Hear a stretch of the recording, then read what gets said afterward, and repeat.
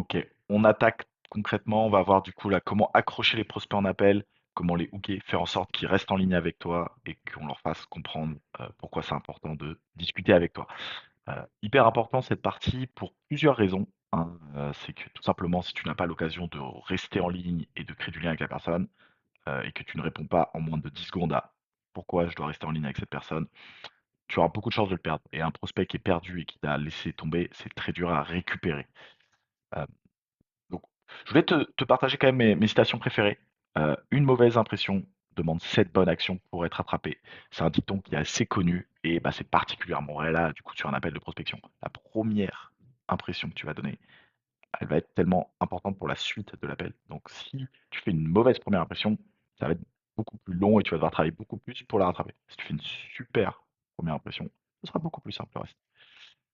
2e, un prospect et une personne, l'humain, le cerveau humain, il fait des raccourcis très rapides, il a pas le temps, il a beaucoup d'informations qui circulent. Il va décider en moins de 5 secondes si, il va t'écouter ou s'il va te raccrocher au nez.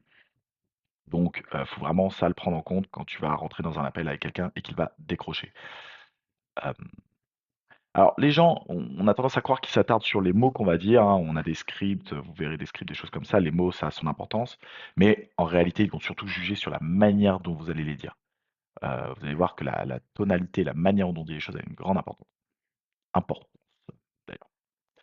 Ok, donc ça c'est les citations, trêve de plaisanterie. Est-ce que vous avez déjà eu, par exemple, enfin tu, hein, plutôt, déjà eu quelqu'un au téléphone qui t'aborde direct comme un robot commercial, donc c'est souvent des centrales d'appel avec beaucoup de monde. Il te balance direct des phrases, il te laisse pas respirer, il s'intéresse pas à toi. Comment tu t'es senti? Si ça t'est déjà arrivé, tu dois le savoir. Tu t'es senti pas en confiance, tu cherches juste un moyen de bazarder l'appel. Souvent les gens sont un peu polis, ils osent pas tout de suite bazarder, mais ils cherchent le moyen. Donc toi, tu ne veux pas tomber dans cette catégorie. Donc voilà, si ton approche elle est plate, pressante, mal calibrée, ça va faire ce ressenti. Donc je vais donner des exemples de la vie de tous les jours pour que tu comprennes pourquoi l'accroche est importante. J'aimerais vraiment qu'on s'attarde là-dessus. Par exemple, le trailer d'un film. J'aime bien cet exemple. Si une bande-annonce d'un film, elle est mal faite et elle te donne pas envie d'aller à la suite du film, quelle est la chance que tu ailles voir finalement ce film? Hein, franchement, si elle est molle, tu vas pas. S'il n'y a pas d'intrigue, tu vas pas. Pour début d'appel, c'est la même chose. C'est comme le trailer d'un film. Si c'est bien fait, tu donnes envie d'aller voir le reste du film, donc le reste de ton appel. En soirée, ou dans un cadre social, par exemple. Imagine, tu arrives dans une soirée, tu connais personne, et tu vas parler avec. Il y a un gars qui vient de parler, ou une fille, peu importe. Et il est hyper souriant, hyper confiant, il a une bonne énergie. En moins de 4-5 secondes, tu te dis, ok, je vais rester avec lui et je vais discuter. Ton début d'appel, ton hook, ton accroche, c'est pareil. Et d'ailleurs, inversement, tu arrives en soirée, il y a quelqu'un, tu vas aller lui parler, il est froid, il te regarde pas dans les yeux, il a une énergie un peu négative, tu le sens. Qu'est-ce qui se passe? Tu cherches un prétexte pour partir. Tu vas avoir un de tes amis à côté, tu fais genre que tu dois aller aux toilettes ou que tu dois aller te servir un verre, tu pars. Donc ça va être pareil. Donc la tonalité, voilà, on va vraiment focus rapidement sur la tonalité avant d'attaquer, parce que c'est clé en fait pour accrocher les personnes et leur donner envie de rester avec toi.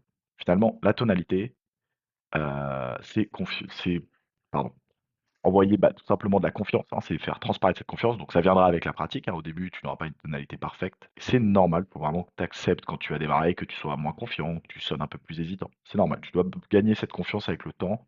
Accepte-le, ça fait partie du process. Tu dois donc à terme parler avec un ton positif et confiant pour que les gens, implicitement, quand ils t'analysent, disent: «OK, cette personne elle est sérieuse». Peu importe les mots qu'elle dit, sa tonalité est sérieuse.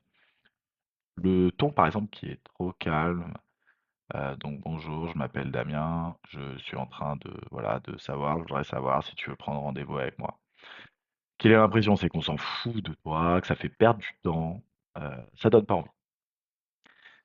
Mais en même temps, un enthousiasme excessif, ça peut aussi faire perdre la confiance des gens. On se dit: «Il a quelque chose à cacher, il est bizarre, il est trop rapide», donc attention à ça aussi, hein.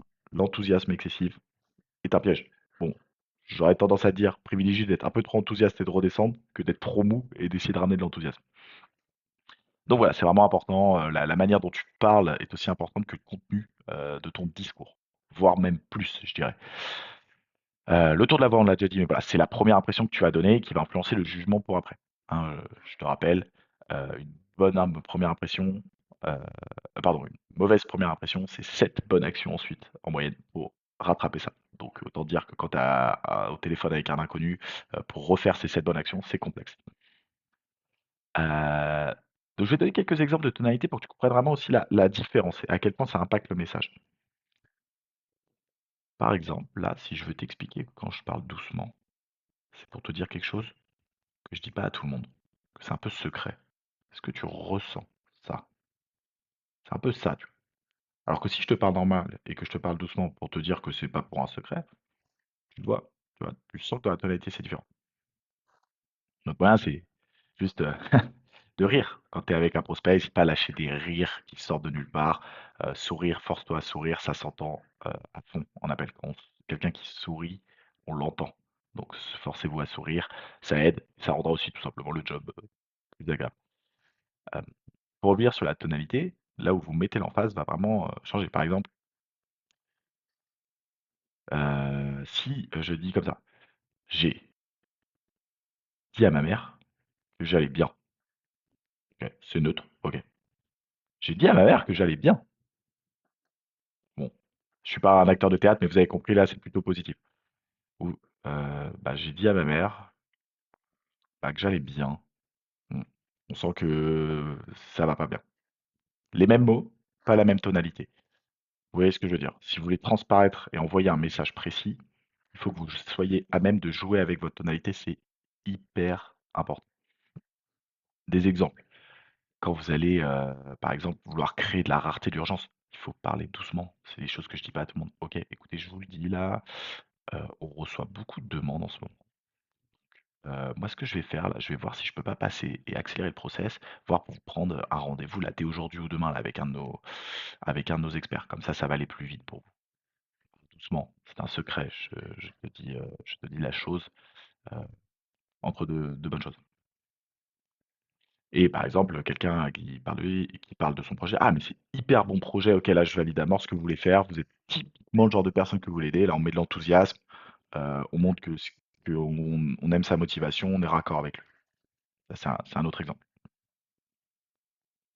Donc voilà, ça c'est fini pour l'aspect tonalité. Attaquons sur comment ça se déroule, l'accroche en appel de prospection. Là, on va être très concret dans quand vous allez lancer un appel.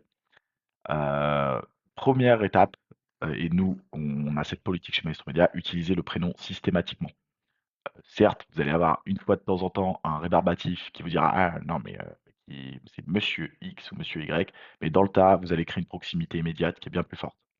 Renvoyer une image de confiance, quelqu'un qui appelle par son prénom, enfin qui vous appelle par votre prénom.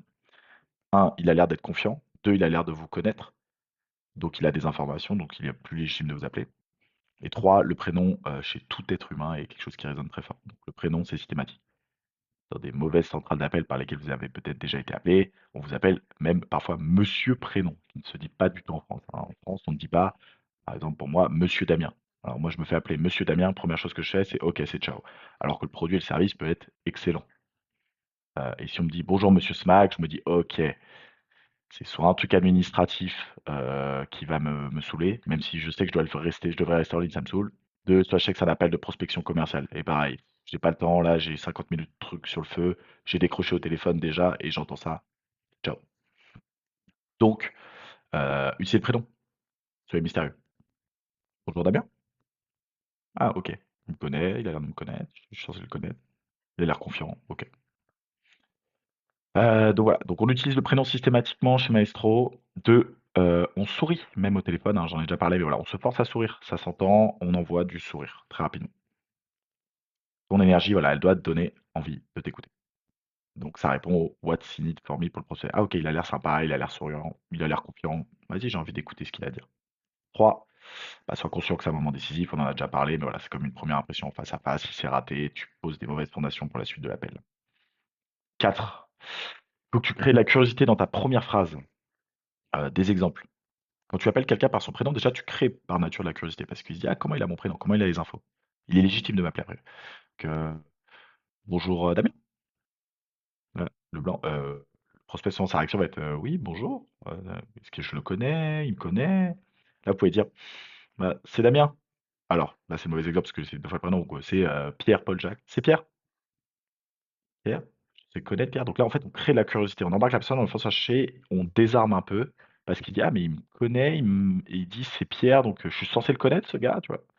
C'est un peu un moyen de le désarmer, de le créer de cette curiosité pour qu'il reste un peu les 2-3 premières secondes, et ensuite vous pouvez direct embarquer sur une question ouverte le plus rapidement possible. En fait, la clé, là, c'est à ce moment-là, c'est très vite l'embarquer dans la conversation sur son besoin, son problème qu'il cherche à résoudre.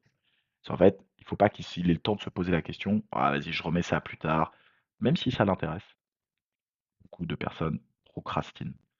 «Ah ouais, non, là, j'ai pas envie de rester au téléphone 5-10 minutes parce que j'ai 50 000 autres trucs sur le feu dans ma journée».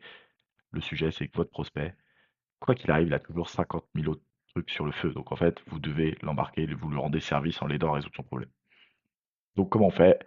Une fois qu'il répond, moi, c'est très vite vraiment, mon objectif, c'est une fois que j'ai commencé vraiment à parler, c'est que je repars avec une question ouverte.